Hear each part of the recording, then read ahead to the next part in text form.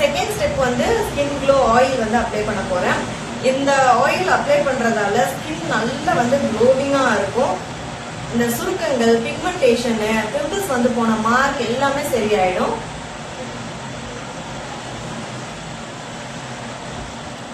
Face wash பண்ணதுக்கு அப்புறம் சில பேர் வந்து டோனர் யூஸ் பண்ணுவாங்க, சில பேர் வந்து ஜெல் யூஸ் பண்ணுவாங்க. ஒவ்வொருத்தவங்க ஒவ்வொரு டைப்ல யூஸ் பண்ணுவாங்க.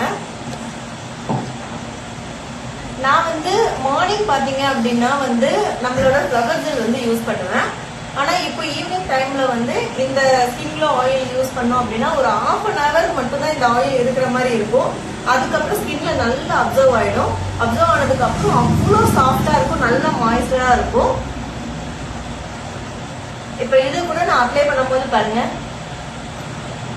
அப்வர்ட்ல பண்ணணும், அதுக்கப்புறம் இப்படி பண்ணணும். அப்பதான் வந்து சுருக்கங்கள்லாம் வந்து இல்லாம இருக்கும்.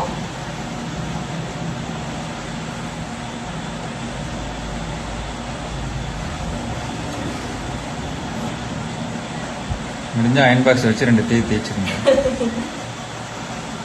அவர் சொல்ற மாதிரிலாம் பண்ணிடாதீங்க, அவ்வளவுதான். நல்லா இருக்கிற மூஞ்சி தீஞ்சு காஞ்சி போயிடும். யாரும் பண்ண மாட்டாங்க. அயன் பாக்ஸ் வச்சு யாருன்னா பண்ணுவாங்களே.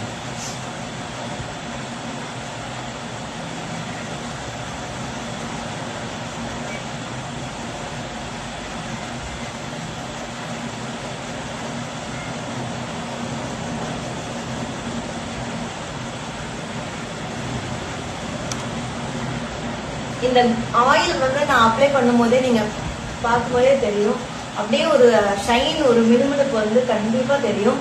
இதோட வாசனையும் அவ்வளவு சூப்பரா இருக்கும். ஹோம்மேடா நம்மளே ரெடி பண்ற ப்ராடக்ட் இது.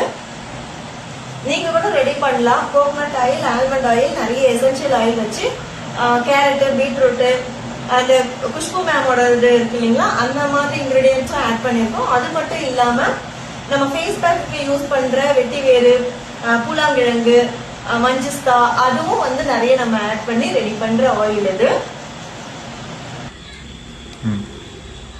இப்ப வந்து ஹைட்ரோ சீரம்